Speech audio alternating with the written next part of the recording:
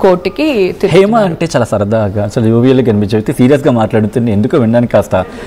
వినసొంపుగా ఉండదు అనేది అంటే ఇది కొంచెం సీరియస్ టాపికే కదండి అందుకే ఇక్కడి నుంచి నేరుగా ఇక్కడి నుంచి చాలా మంది ఒక క్వశ్చన్ అడగమని చెప్పి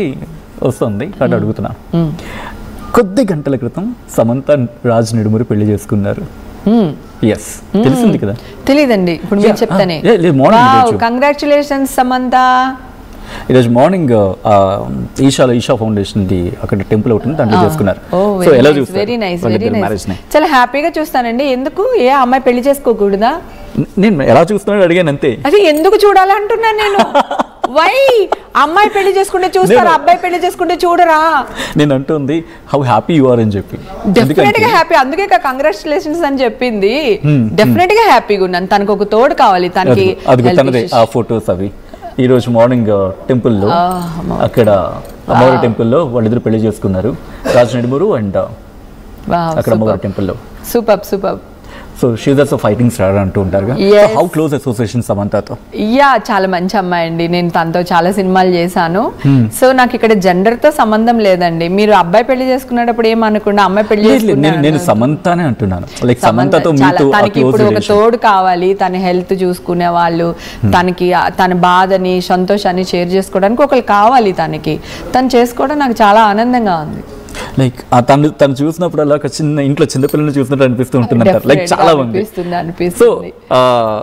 సెట్ లో ఎలా ఉండేది మీరు తనతోని చాలా సరదాగా ఉంటుందండి చాలా సరదాగా ఉంటుంది కానీ నోరు లక్క పెడతలాగా ఇంతే ఉంటది కదా గట్టిగా సౌండ్ రాదు తను ఏదైనా చెప్తే నా సౌండ్ మాత్రం ఊరందరికి వినపడుతుంది తను మాత్రం ఇలా చూస్తూ ఉంటుంది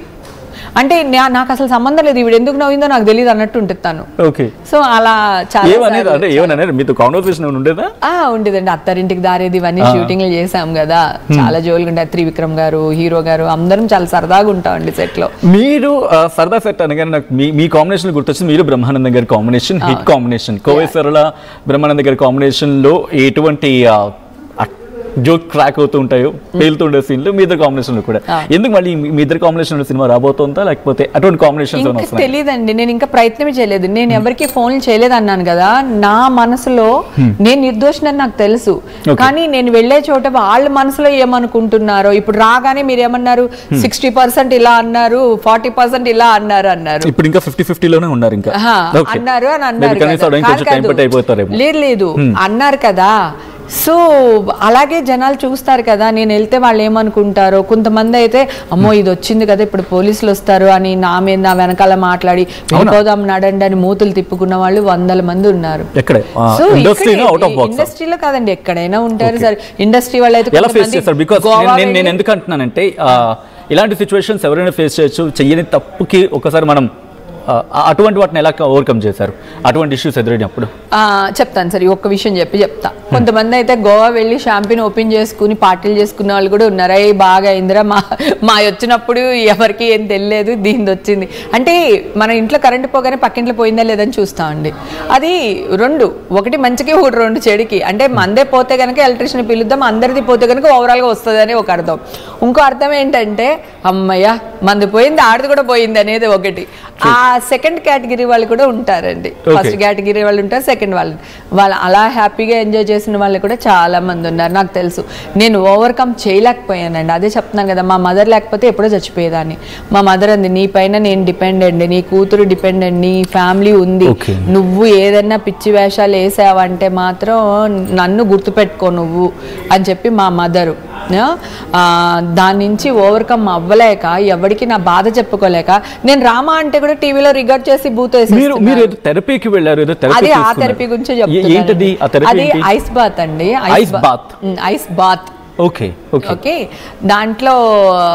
బ్రెత్ వర్క్ అని ఉంటుంది అనమాట బ్రెత్ వాక్ అని ఉంటుంది దాంట్లో ఏంటంటే వాళ్ళు మనల్ని ట్రైన్ చేస్తారు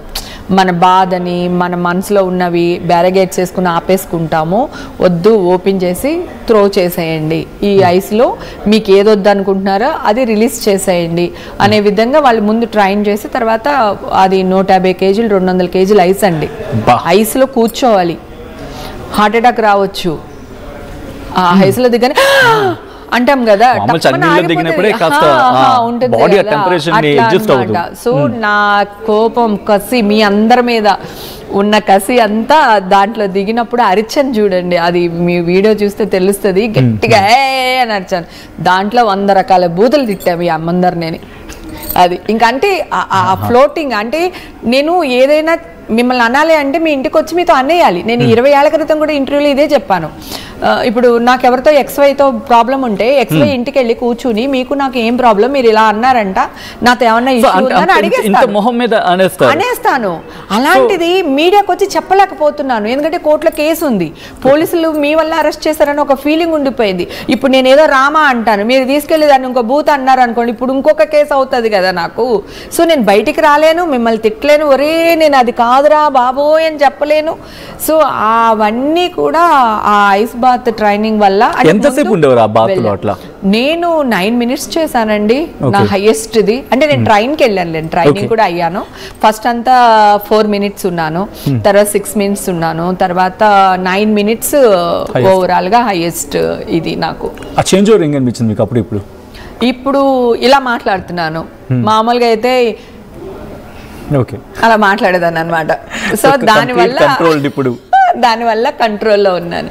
లేకపోతే ఇందాక చెప్పాను కదా వర్డ్స్ అన్ని వెళ్ళిపోయి మిమ్మల్ని అందరినీ తిట్టుకున్నానని, అవి ఏమేమి వర్డ్స్ కూడా చెప్పేదాన్ని నేను ఇక్కడ.